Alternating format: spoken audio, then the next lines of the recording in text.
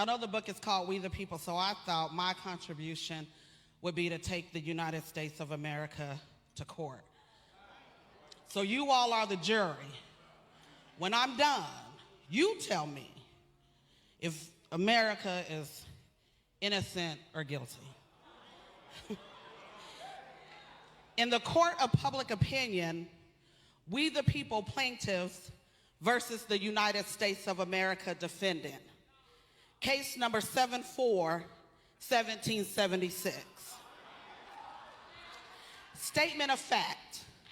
We the people assert that we live in the United States of America, which was established in 1776 to form a more perfect union, establish justice, ensure domestic tranquility, provide for the common defense, promote the general welfare, and secure the blessings of liberty to ourselves and our posterity. We assert that we were promised life, liberty, and the pursuit of happiness and justice for all. The plaintiff further assert that said promises were distributed unequally, if at all. Evidence will show that the United States of America systematically worked to undermine the promises on which it claims to stand. Count 1, breach of promise.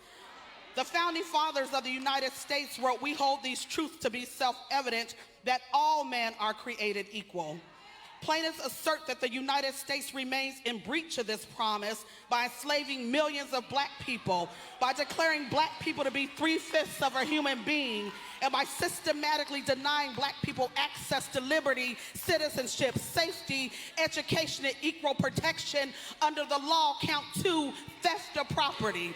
Plaintiffs assert that the United States participated in the theft of land from indigenous people through forced removal, broken treaties, violence, and displacement from the ancestral homelands. Furthermore, the United States never fulfilled the promise of our 40 acres and a mule. Count 3. Theft of labor. The United States has long proclaimed itself to be the land of opportunity, promising that through hard work, determination, and pulling yourselves up by your bootstraps, anyone can rise. Plaintiff asserts that the United States built much of its wealth through the theft of black labor by enslaving millions of black people, forcing us to cultivate the land, harvest the crops, construct the buildings, care for the children of enslavers, and generate enormous economic wealth without compensation, freedom, recognition of our humanity, and currently has no direct plan for reparations. Count 4, medical malpractice.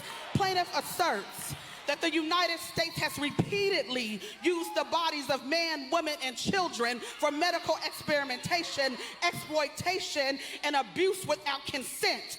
Plaintiff submits into evidence the experimentation performed by Dr. Sims on enslaved black women, including Anarcha, Betsy, and Lucy. Plaintiff submits the forced sterilization of indigenous black and Latina women, the Tuskegee syphilis experiment, in which black men were knowingly denied treatment by the United States government, and the failure to inform, receive consent from, and compensate Henrietta Lacks, a black woman whose cells were stolen and cultured by George Gay, who used her cells to create the HeLa line, an immortalized cell line that led to invaluable medical research and monetary gain. Count 5, unlawful detainment.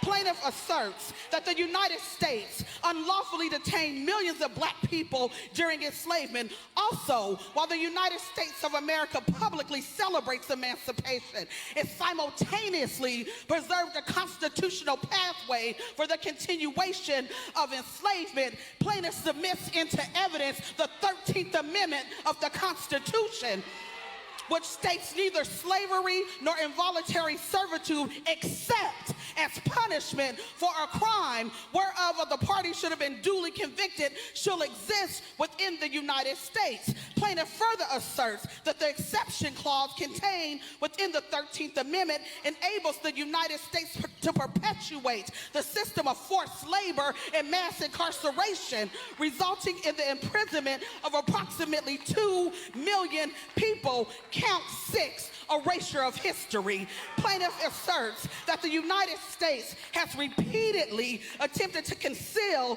and minimize its crimes against humanity through the whitewashing, distortion, and erasure of history. Count 7, state violence, plaintiff asserts that the United States has actively participated in and enabled state-sanctioned violence against black people through systems and practices, including black codes, Jim Crow laws, racial terror lynchings, over-policing, and discriminatory enforcement of the law.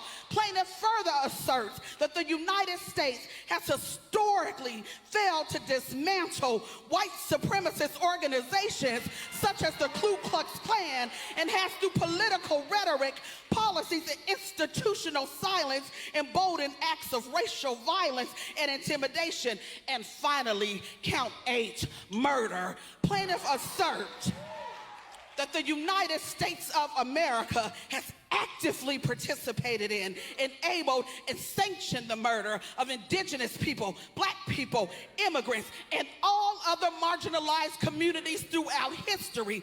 Plaintiff submits into evidence the genocide of indigenous people, the deaths of black people during the transatlantic slave trade and enslavement, racial terror lynchings, state-sanctioned violence, police killings, vigilante violence, and the systematic neglect of vulnerable populations whose deaths were deemed acceptable in pursuit of power and profit and control. Plaintiff further asserts that the United States has not confined its violence to its own shores. Oh, no, no, no. The United States has exported death, destruction, chaos, and suffering across the globe. Ask our brothers and sisters in Palestine. Ask our brothers and sisters in the Congo. This has all been done for the pursuit of power and profit. So on behalf of we the people, plaintiff asks this court to find the United States guilty of crimes against humanity, and I rest my case.